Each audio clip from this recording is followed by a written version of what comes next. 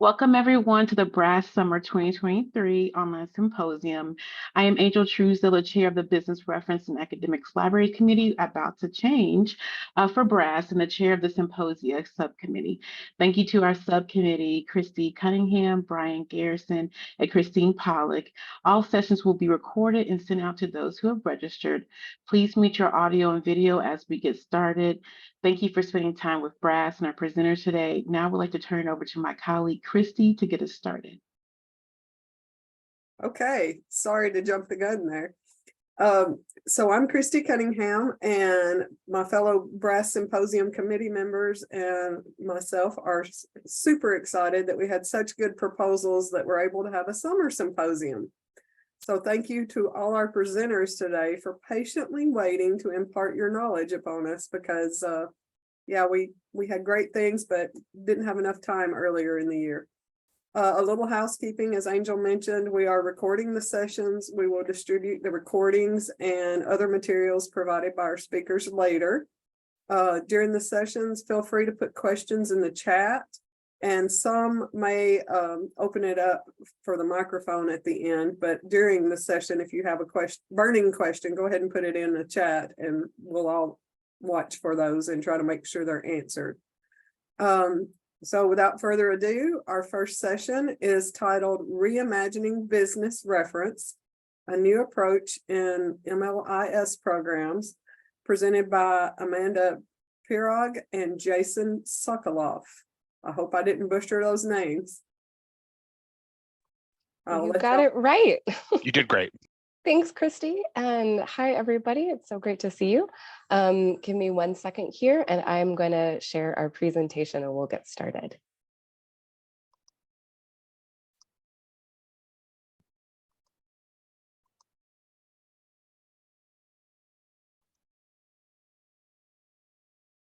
Everyone seeing that okay? Yes. Yes. Thank you. Okay. All right, here we go. Well, welcome. We're so excited to share our experience teaching business reference at a library science master's program at the University of Washington. This opportunity marked a few professional firsts. It's the first time either of us had ever been the instructors for a full quarter course, the first time we had the chance to make full use of a learning management system through grading, assignments, and discussions, and most notably, the first time that this course had been significantly revised and updated in more than a decade. I'm Amanda Pirog. I use she, her pronouns, and I am the Business and User Experience Librarian at the University of Washington, Tacoma. I actually just started in this job a few weeks ago, but previously I was the business librarian at the Foster Business Library on UW's Seattle campus. And I'm Jason Sokoloff. I'm the head of the aforementioned Foster Business Library in Seattle. And I'd been wanting to teach the business librarianship class ever since I started working here at the UW 10 years ago. And then finally, after years of me nagging, asking politely, and the iSchool saying no thanks, they finally invited me to teach the class this past winter quarter. And luckily, Amanda was interested and available to collaborate on the endeavor. So together, we updated what had traditionally been the business reference class into a broader survey of business librarianship issues and practices. So before we dive in, we would love to get a read on everyone here today. So take a few moments to respond. We've got a Mentimeter poll, and you can choose one response, whichever one fits best to this first question. There'll be an additional question, and Jason's going to drop a link in the chat, or you can visit menti.com and enter the code.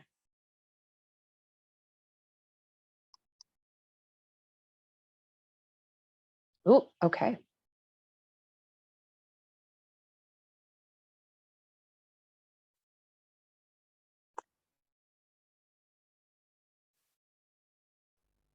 So we're pausing here to let everybody respond.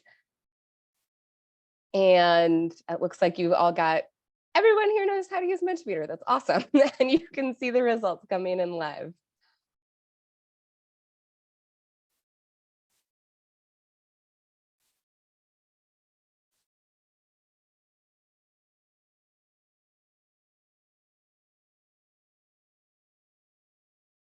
All right. Looks like we can see the majority there. And also, please answer our second question again. You should be able to access it from that same code.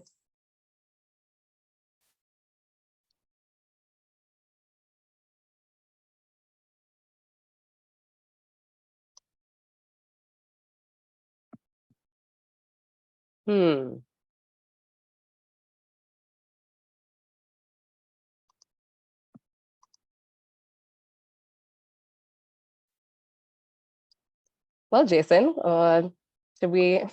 Yes, I think I'm just noting the results and remembering the last slide, and I think we see a trend. Business librarianship is not necessarily everyone's first choice when they go to library school, by virtue of people who found themselves teaching it, maybe not pursuing it actively, and also who took a class and who didn't. We thought maybe you'd be interested to know how we replied to these questions. For me, I absolutely was in that minority category of people who chose business librarianship.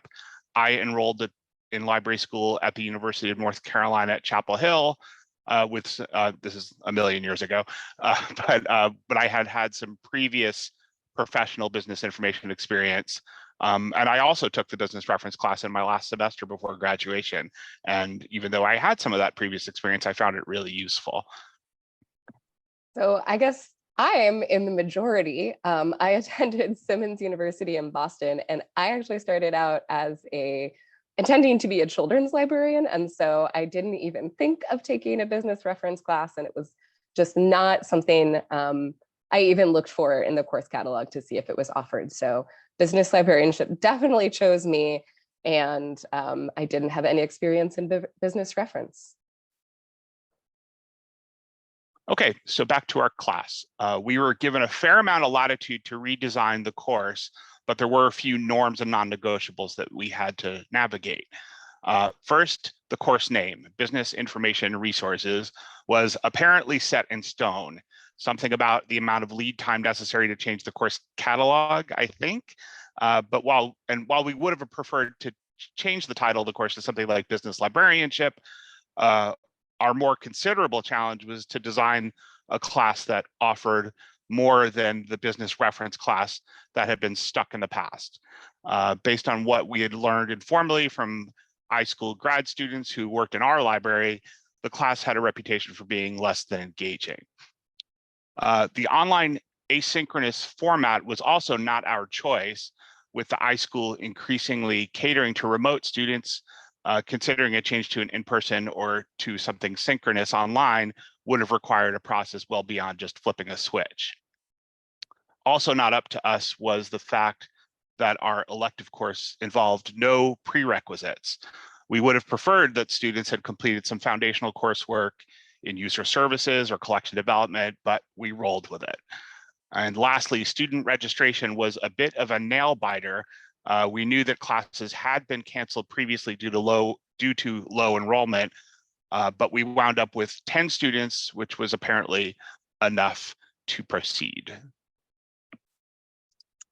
All right, so with that in mind, we're about, thinking back in time, Jason and I are about to start designing our class, but we would love to hear from you. If you found yourself with the task of teaching a business reference class to library school master's students, what would you teach? What do new business librarians need to know?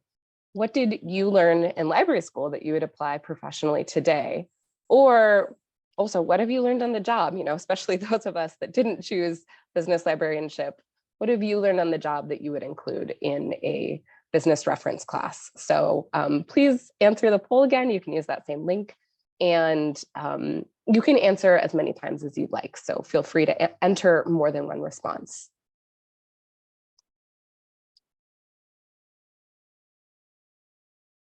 We'll watch here as the results come in.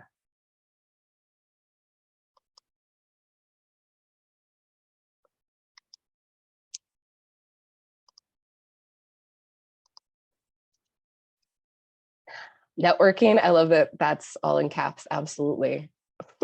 AI, yeah.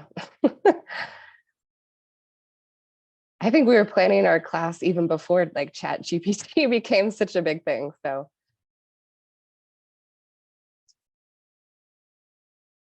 nice. Oh man.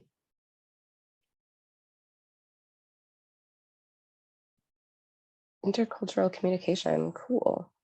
Well, yeah, please keep adding your thoughts because we're going to keep this open so you can add throughout our presentation if you think of other things. We're just really curious what you would add. And it doesn't look like there's actually any sort of like overarching themes, which is really interesting. We really struggled with that too, with exactly what to include.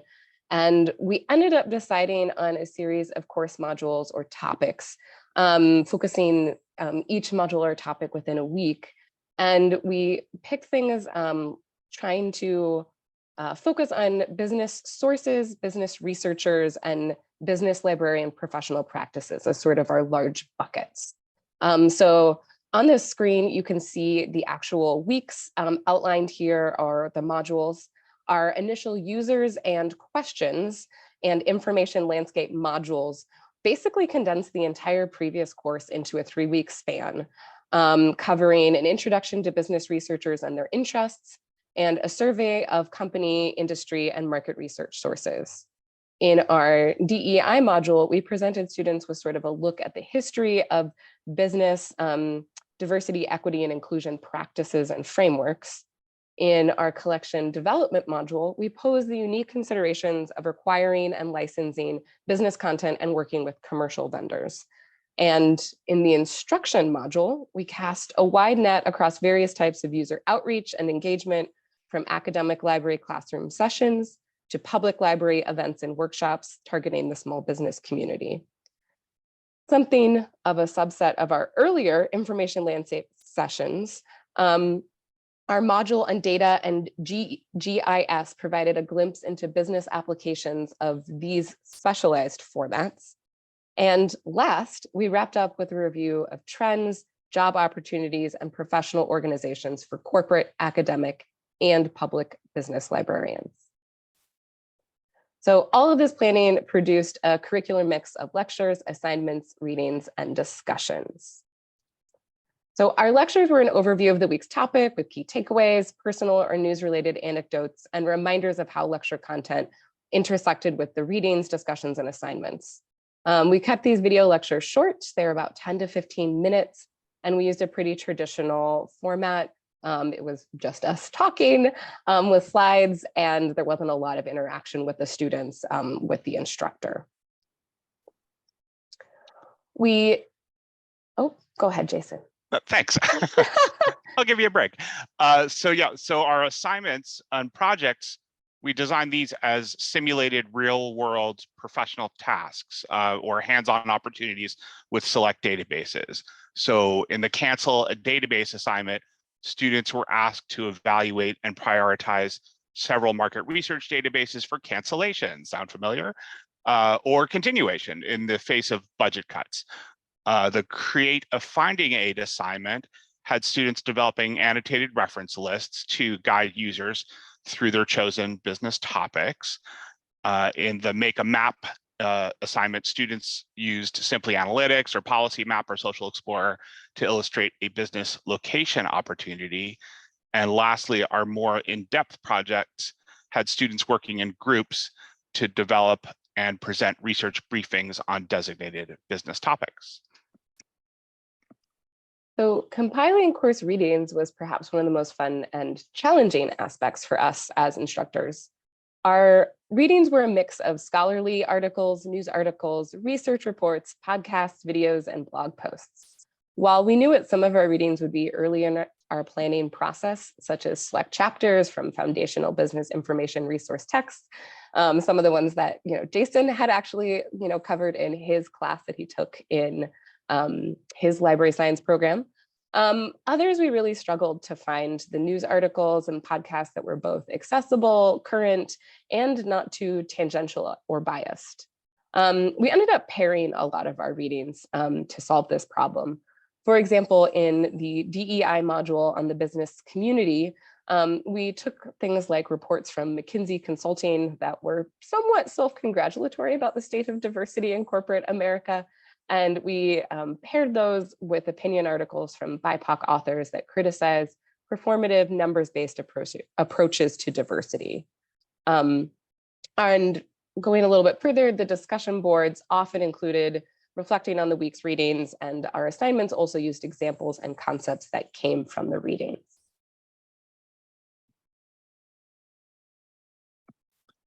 Discussion boards, sorry, my screen temporarily froze there. Discussion boards were actually really important for this class. Without an opportunity for synchronous class discussions, we relied heavily on the Canvas discussion board format to encourage student dialogue.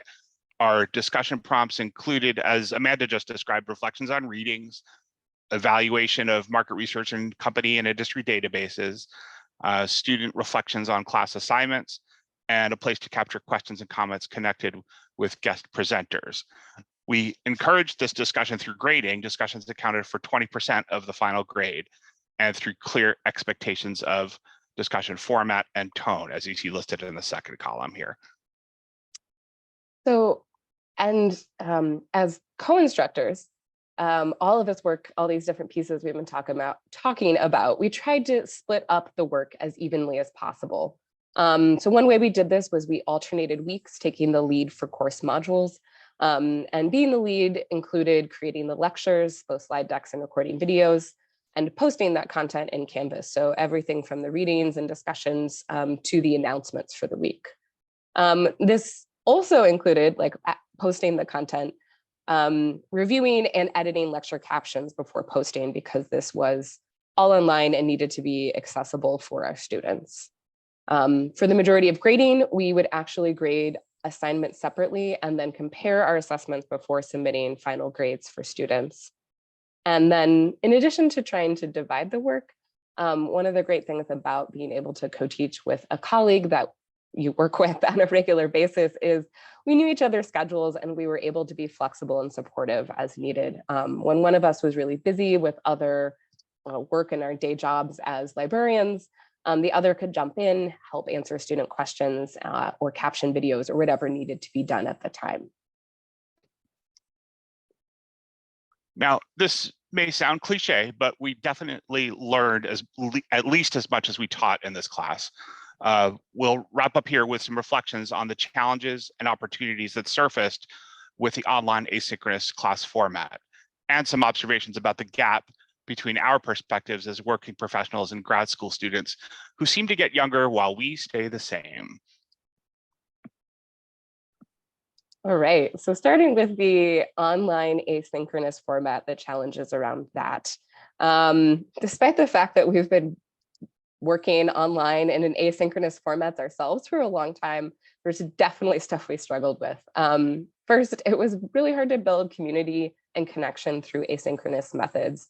Some of the things that were difficult around this, like the discussion boards, were great, but they were set up more as a way for students to interact with each other and not as much of a place for students to interact and be in dialogue with us as instructors. At the start of the quarter, we asked students if they wanted to have asynchronous online meeting space, maybe once a week or once a month, but none of the students were really that interested. We also offered office hours through LibCal appointments, and a few students took us up on this, but not very many. So we didn't actually get a chance to meet our students in video or other formats the way we would in an in-person class. Another big challenge for us, as we've sort of touched on earlier in this presentation, we were figuring out Canvas in some ways for the first time. As librarians at the University of Washington, most of our instruction takes place in person, in classrooms. And so being the leaders of this, designing and creating all this course content in the LMS, like we hadn't used all the tools in Canvas before. So there was definitely a learning curve for us. We spent a lot of time in Zoom meetings together, like screen sharing and looking at stuff and making sure we were doing it right. And then and last but not least, one of the big struggles was it was pretty hard to know how students were actually interacting with the business databases and tools we wanted them to learn how to use. From assignments and discussion boards, we could see that students were approaching business sources more like traditional article databases, sometimes just in the way they talked about them or the way they compared them to each other.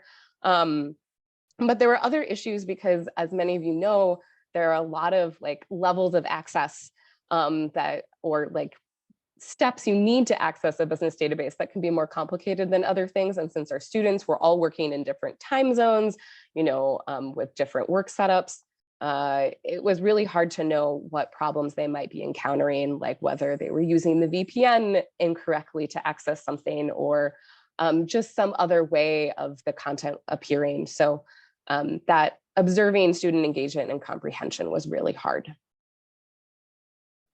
But there were also some opportunities from this format. For one, we observed that it allowed students to connect with their peers in a unique way. We ended up with a rather small group, as we mentioned, but there was quite a bit of similarity in their career interests, and the fact that they were able to connect with students in every time zone, or at least every continental US time zone, I think. Not Hawaii.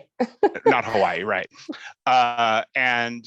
We also, but as far as the whole country is concerned, we actually had the whole country to think about when we were considering our guest speaker lineup and invitations. The results were interviews with corporate, public, academic, business librarians that we conducted and recorded before the start of the quarter and incorporated into those corresponding modules. And in general, I think we both found that the online async format made it easier for us to balance the workload. Of course, it helped that we had each other to lean on, but I think without a standing lecture period once a week or so, we had the benefit of balancing our day jobs with the work that could be kind of spread out and had some real flexibility. These grad students today, yeah. Well, our students were great, but it's definitely been some time since either Jason or I were in library school. It's been 10 years for me and more than 15 for Jason. So some things struck us that were very different about the way they were experiencing their program. As online students, we noticed it was really a struggle for them in many ways, balancing full-time work, being time zones away from their peers, and just conducting their job searches and exploring librarianship without a cohort of others with them was very difficult. Within our small class, we could see there was no common experience or orientation to business concepts. Many of our students were working in a variety of businesses, but had used the sources that we were sharing for them very differently, and had different class experiences or like earlier in the program. Pedagogy is really hard. We observed where we could apply some clear assignment instruction parameters next time, things we were figuring out in real time. Like sometimes we had some optional pieces or assignments. Students didn't do them. So now we know, required or nothing. We also, things like creating discussion prompts, quizzes, and project specifications that are tied explicitly to lectures and readings and guest presentations would have been helpful in actually getting students to read and watch those pieces. And then last but not least, this really struck us that nobody wanted to be an academic business librarian. That was like really startling. Or at least tell you've got 5 minutes. Thank you. Yes, or we're almost done. Or at least among our 10 students in the class. When we asked them if they were thinking about public, academic, or special, all of them picked public and special, and almost some of them academic was a second choice. And the opportunities here, I think, were very much about what we learned from our students, where they struggled, how we can lessen their struggles while building our skills as instructors for future iterations of the course. So I think we both observed throughout and in the end that there are ways that we could be better communicators by sharing content and assignments sooner, by emphasizing what's required and the rationale behind those requirements. We can definitely we have room to improve the clarity and the purpose of our assignments and better integrate them into the overall course. And more and just the idea of maybe focusing a bit more on instruction rather than creating content. So after the class ended, Amanda and I were energized really to begin making tweaks and improvements. Next time we'll do this, next time we'll do that. We said about so many aspects of the class, the structure and the components. But unfortunately, next time, in this case, we'll have to wait a little while as the course is currently only offered every other year. But until then, we plan to focus on what worked, what could have worked better, and how to encourage students to do the work. And last but not least, similar to our information literacy with the business school students we work with, we noticed that learning about the organization of business information feels so key and important to us, but students really engage and are the most show their learning in the fullest when they're actually applying those pieces of business information. So like in our final group assignments where students created a library workshop or corporate briefing, their understanding of business information and business users really shone through. And it's our goal next time to answer the question as instructors, how do we find the right balance between teaching about information sources and their application? And thank you for listening, and we'd love to take your questions.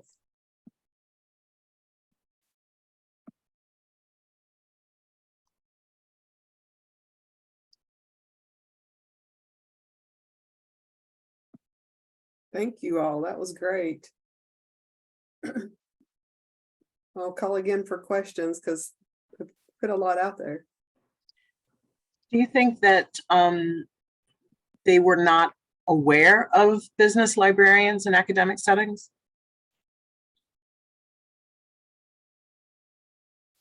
I mean, that you were saying that they didn't want to be, they were not ambitious to be business academic librarians, but I wonder if they realized that there's that specialty. Well, I hope they did since we were teaching, but Well, yeah. but I think, well, I mean, I think it's probably a mix of things, right? Like one is like, it was a relative, that's a small sampling of 10 students.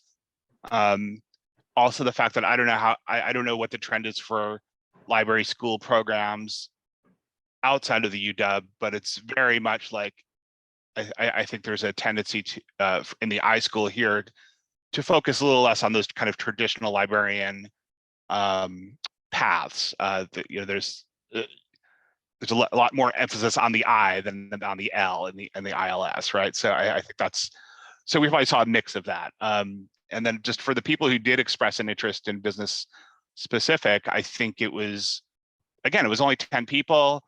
Maybe a third of those were like, oh, I'm just taking it because it looked interesting. And I really don't, and I'm more of an information science person. And another maybe third of that were people who were just like, they went to library school to become public librarians and they saw the, and go ahead, Amanda, looks like you had some other observations there. And I just think, and something we didn't share, some of them were already working in businesses and some of them were working in public libraries. So I think like they were hoping to move up or move within their organizations and stay where they already were. And so the idea of becoming a business librarian in a public library or in a corporate setting was more appealing to them because they knew that environment. Ryan. Yeah, hi Amanda and Jason. Thanks. This is really great. So I did take a business reference class during my MLIS program, but nothing like this. This would absolutely fascinate me, the way you've restructured it and sort of redesigned it and everything like that. I guess I'm curious, what was the overall sense from the students having taken, like, were they more positive about sort of the different approaches that you were taking? Was there an understanding from them that this was a massive shift in what is usually being taught to some degree? I'm asking the question poorly. I guess I'm just trying to get a sense of, this would be wow to me if I took this now.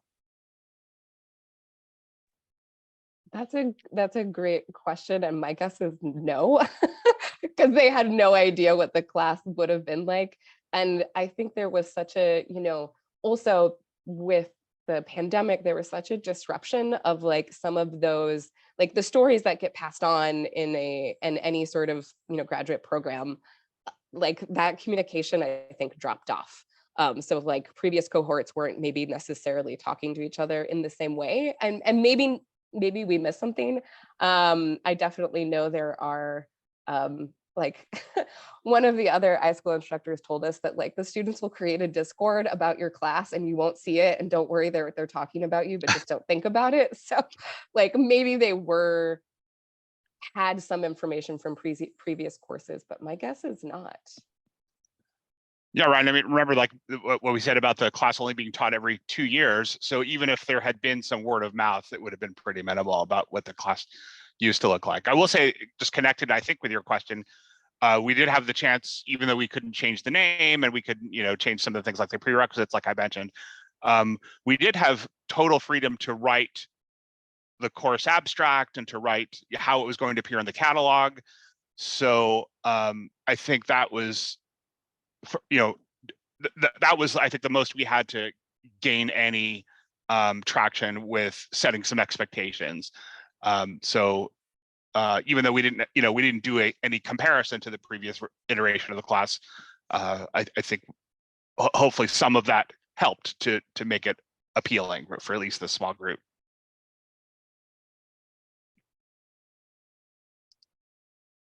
Jenny Lynn had a question in the chat that says, if we don't teach library school students, what would you want my big takeaways as an academic business librarian to be?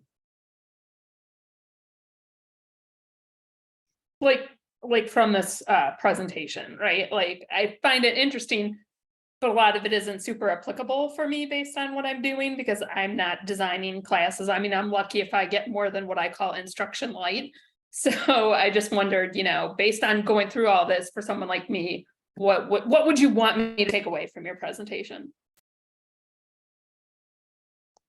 I think the last piece, sharing about the way, our students really seem the most engaged when they're actually like applying business information to a real world example, like finding it and like categorizing it and like thinking about like company, industry, and market research as their little like buckets.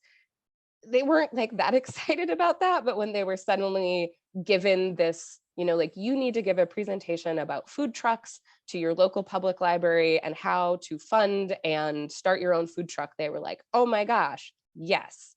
And it was amazing. So again, that might not be like an earth-shattering new idea, but I think when we're thinking about working with our business school students, it's like, how do we find that balance between how do you find that thinking about that information and where to find that information, but also getting them to be excited and use it in a way that makes sense to them.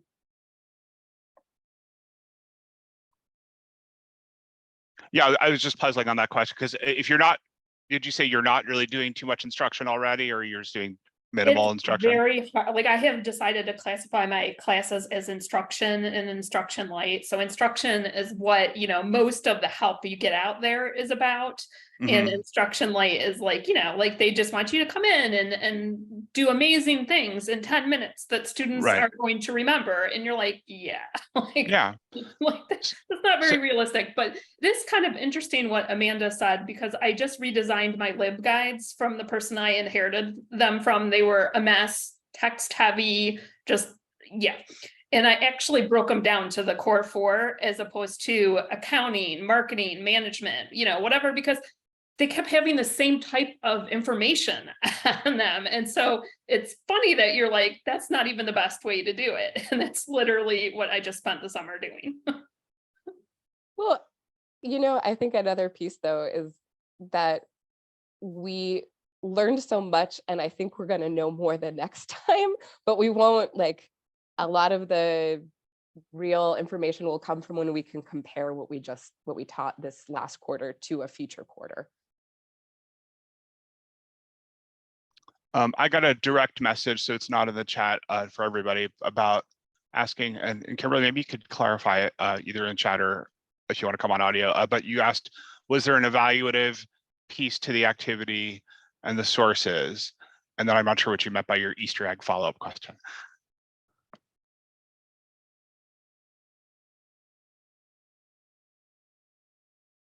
Sorry, I didn't mean to put you on the spot, Kimberly. I will say if you're talking about the evaluative piece, do you mean like did students have to evaluate things, or were we evaluating the students' work? I just unmuted myself. It's a little easier. Oh yeah, great, perfect. I'm very sorry. I came in 10 minutes late because of technical issues. No worries. It happens. But I came in at the part that Amanda was talking about, showing the sources and then showing how the sources are used with the clients, and that was a big part of the thought behind the class. I didn't know if the information literacy piece of, hey, you know, I found this piece on Google. It's very easy to find, but it's deceptive, like a health literacy kind of article that's out there, and then asking them to find, or, you know, you're including this health literacy piece in your email, but there are no sources and the citations are off or whatever, to compare with a source that maybe is more credible. Is that part of the course that you presented? Like, these are business resources. We know that they're good business. I'm a business librarian at an academic institution. So are these really good? Is IBIS a really good source, or should I be using, you know, this article that I found on Google on a net site that basically says what I want it to say, but it's not necessarily as valid? I mean, those kinds of questions, is that brought into your course development somewhere? I'm gonna say not so much. And if you're remembering it differently, please correct me. But I'm thinking that, like, we went into the course with an assumption that that students had even though they didn't have to have a prerequisite, I mean, but they had at least had 2 academic terms under their belts, and that they were already on board with the idea that something they find on Google is not the same as a vetted source. So I don't think we spent a whole, I mean, we may have spent some time talking about the types of sources we were using and the assignments and how we're evaluating, but I don't know that we had, I don't know, go ahead, Amanda.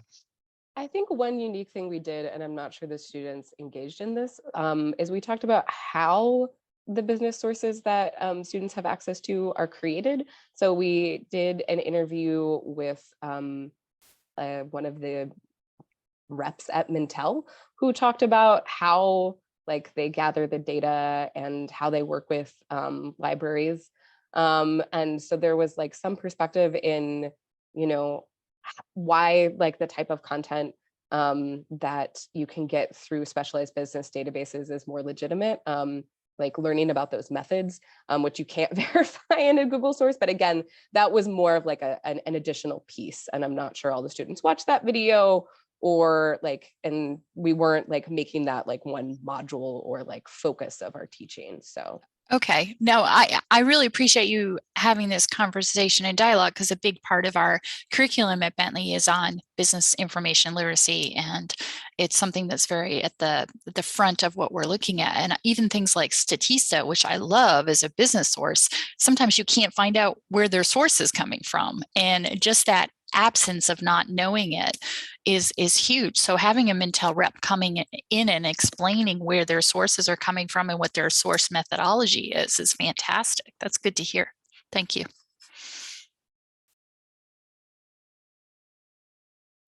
And since you mentioned having a Mintel rep come in, I thought it'd be worth mentioning, because we didn't have really time to go into a lot of depth with all of the content. But one of the things that I feel like we know how, we put a lot of work into it. Like there was that aspect, I remember at the end, we talked about maybe balancing a little more instruction with the content creation. I think this being a brand new class, in a lot of ways, we felt a lot of need to just like create stuff. And among the stuff were Zoom interviews that we did with, like I said, it was quite a lot of business librarians. I think we talked to a public librarian locally here in Seattle. We talked to some business librarians working for organizations. We talked to some people who maybe got a library degree, ended up working in a corporate setting. But one of the people we actually talked to was one of the officers at Mintel, who had been she's not in sales anymore, but she rose up through the ranks. She used to be actually our Mintel representative at UW, and probably most of yours, and then now she's a VP level. And the idea was like to give students that whole look at business information sources and publishing and how they're being applied in different settings. And I think where we were somewhat disappointed is I think we didn't create enough links from that content, which, by the way, people apparently watch at double speed, so it saves time, I suppose. That was something I learned.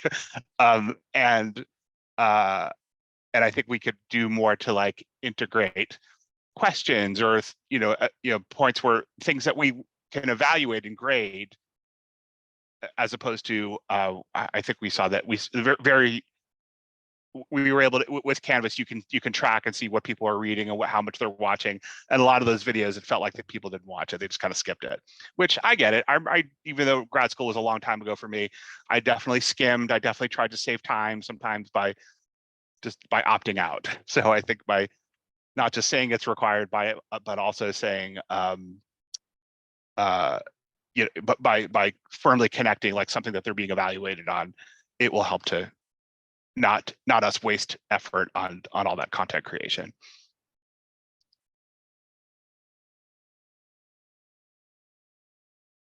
We've got a couple of minutes if there's a final question.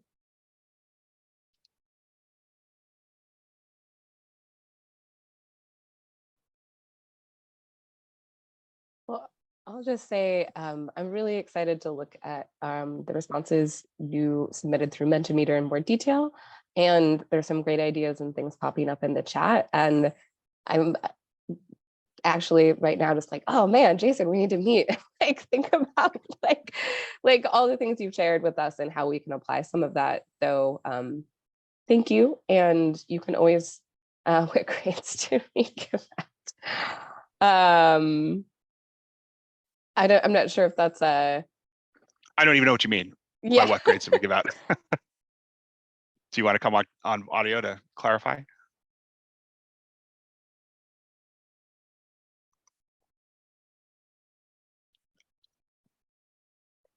Oh, it was a great distribution. I get it. Okay. Yeah. Most of our students did really well. We had a couple that really struggled, but I think they had it turned out like the students that were misunderstanding some of the assignments were in a group together. And we tried to like work with them. And it ended up being okay in the end. But yeah, the majority of students ended up doing really well. And honestly, we were so impressed by their projects. We're like, you could present at BRASS, like you're ready. So that was really rewarding to see at the end of the course. But I'm going to drop our emails in the chat, and you can always reach out to either of us. We would love to hear additional thoughts. If you want to talk about teaching business information resources or reference related classes, or even just your own experience, please do. Yeah, thank you. And we did get some requests, I think, individually, and we will provide our presentation and however we can efficiently pull together assignments and somebody asked for a reading list. So we'll get that all to the organizers so that they can put it in one place for you. Thank you both, Amanda and Jason. This was very interesting, and maybe some of the rest of us will get an opportunity to teach something like this one of these days, and well thought out. So I'd like to remind everyone we have 2 more sessions today coming up at the top of the hour and then the top of the next hour, depending upon what time zone you're in. I'm not going to say what times they are, but you have about 15 minutes to take a quick break, and we hope to see everyone at the top of the hour. Angel, I guess you can stop the recording for now.